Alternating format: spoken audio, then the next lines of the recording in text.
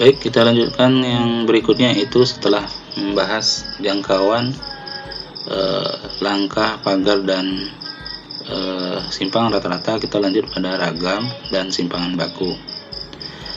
Misalnya X1, X2, X3, Xn punya rata-rata ya, maka ragam atau variansinya atau S kuadrat dapat ditentukan dengan rumus berikut. S kuadrat sama dengan sigma selisih antara datum dengan rata-ratanya dikuadratkan dibagi banyak data.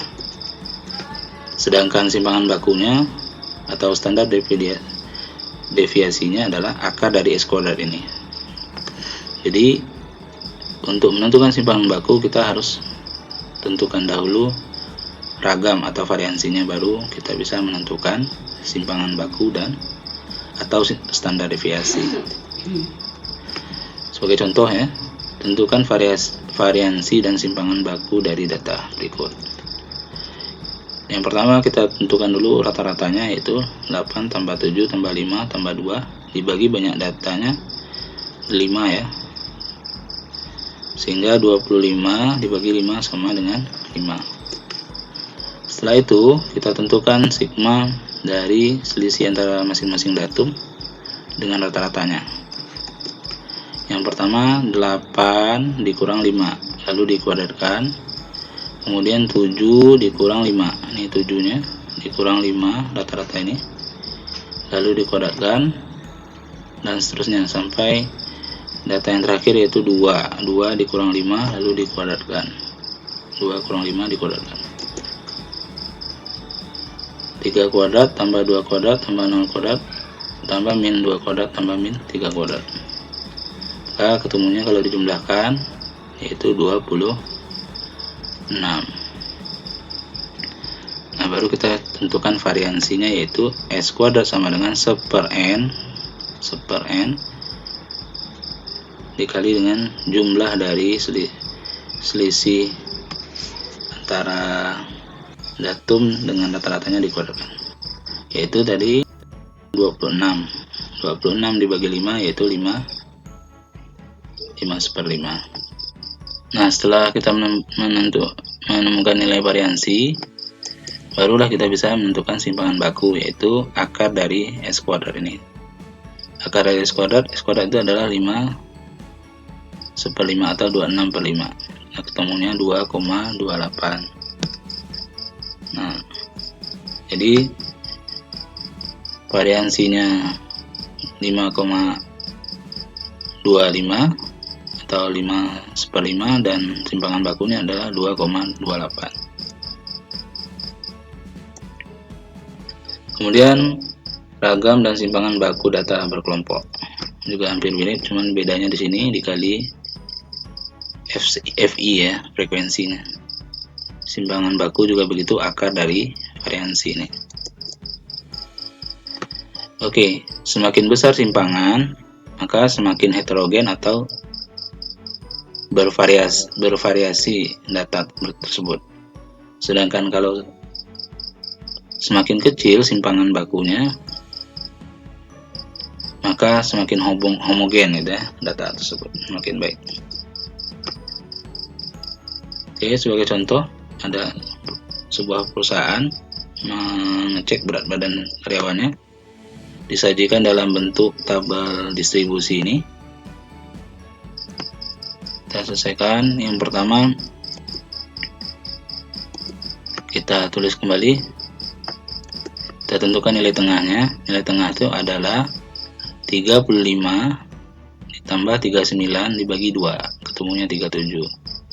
Begitu juga dengan kelas yang kedua, 40 ditambah 44 dibagi 2, ketemu 42.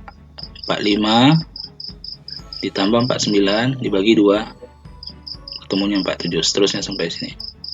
Ini adalah namanya nilai tengah atau XI. Lalu setelah selesai, kita kalikan frekuensi dengan nilai tengah ini, FI dikali XI. 1 kali 37 37, 5 kali 42 210, 4 dikali 47 yaitu 188, 7 kali 52.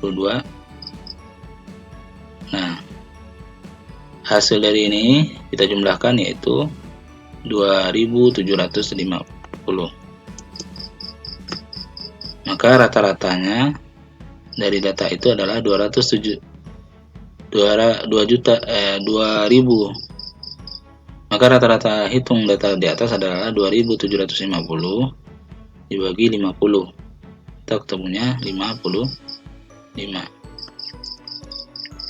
Lalu setelah rata-ratanya kita temukan 55, kita tentukan selisih antara 55 dengan nilai tengah ini.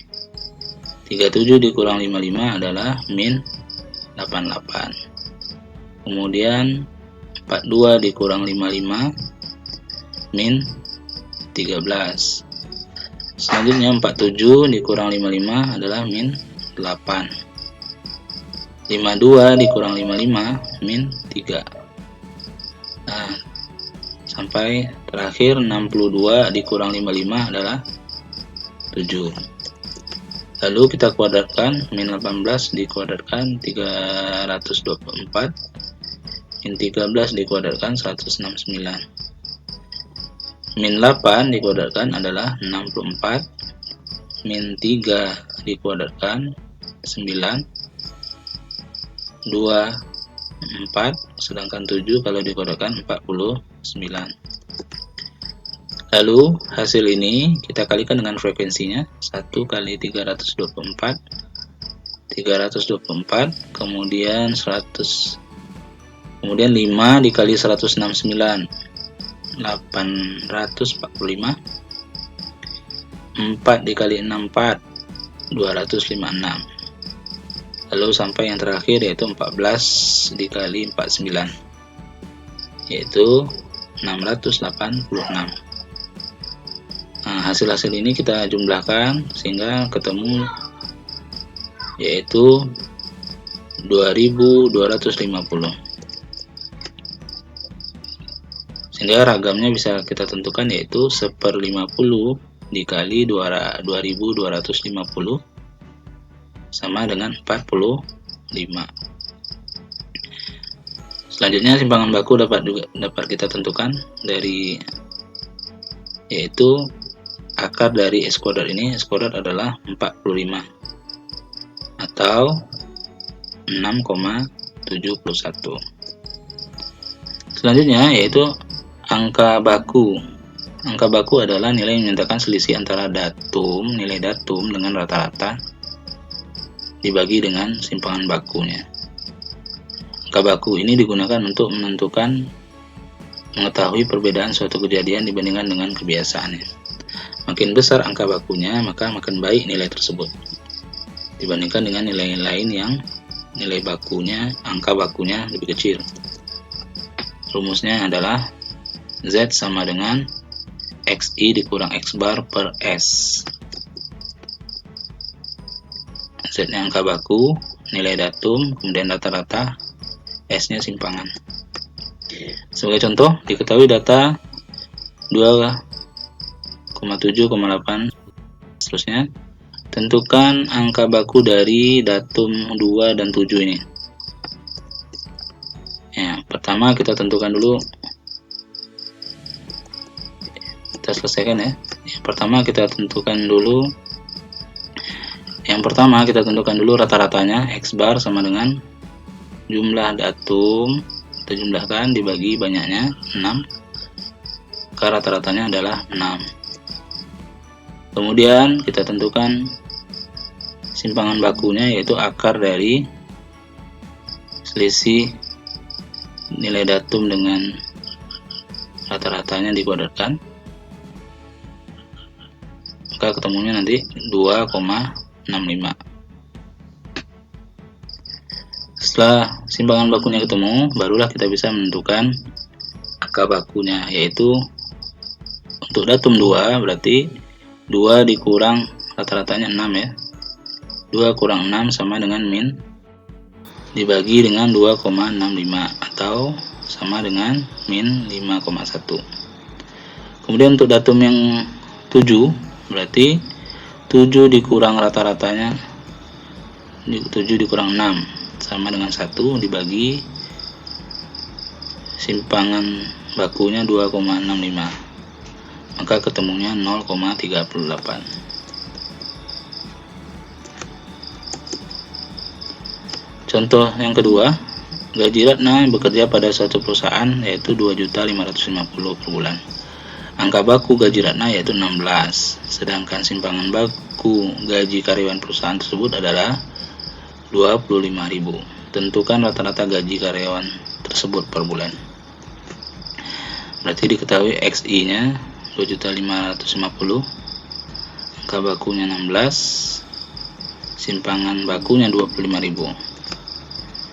Maka dari sini bisa kita tentukan X barnya, Z kali S, ZS sama dengan XI kurang X bar, berarti X barnya sama dengan XI dikurang ZS,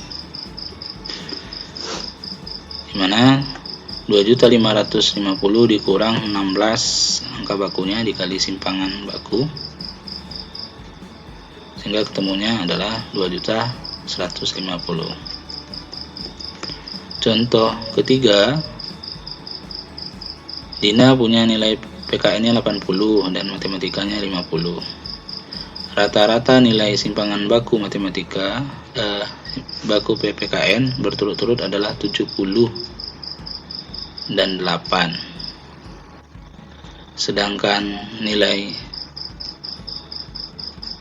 rata-rata nilai dan simpangan baku matematikanya yaitu 50 dan 2,5. Oke, yang pertama kita tentukan dulu angka baku nilai matematikanya.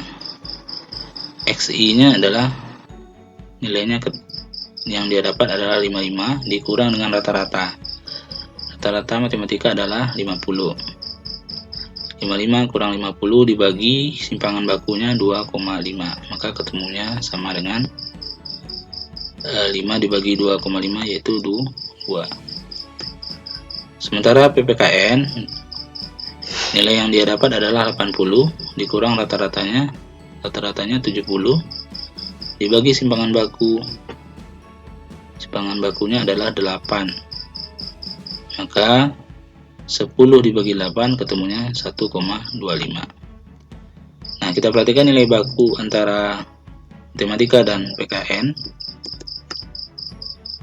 Angka baku nilai matematika lebih besar dari angka baku mapel PPKN, sehingga nilai matematika yang diperoleh Dina itu lebih baik daripada PKN. Nah, itulah pemanfaatan nilai atau angka baku.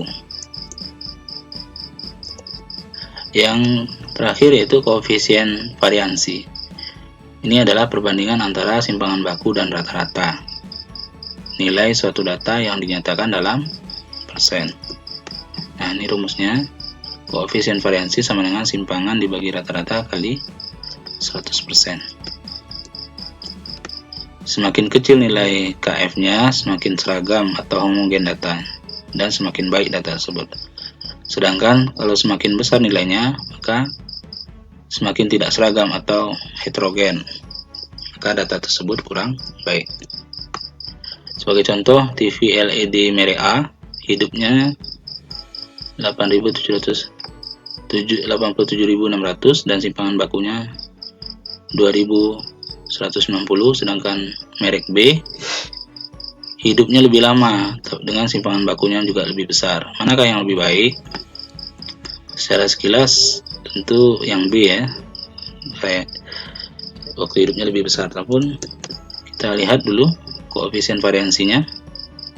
Untuk merek LED merek A, maka 2.190 dibagi 87.600 kali 100%, ketemunya adalah 2,5%. Sedangkan merek B, kalau dicari koefisien variansinya adalah 5%. Nah, ternyata kalau kita perhatikan dari nilai koefisien variansi TV LED merek A dan B, maka yang merek A lah yang lebih baik karena koefisien variansinya lebih kecil. Oke, yang contoh terakhir yaitu suatu data memiliki simpangan baku 6,0, kemudian koefisien variansi 0,8%. Tentukan rata-rata data tersebut. Yang diketahui simpangan baku, koefisien variansi, maka rata-ratanya bisa ditentukan dengan rumus X bar sama dengan koefisien variansi dibagi S. 6 dibagi 0,8 dikali 100%, maka ketemunya rata-ratanya adalah 750. Nah, itu mungkin kita lanjutkan dengan pengerjaan tugas berikut, mudah-mudahan bisa kita lebih pahami.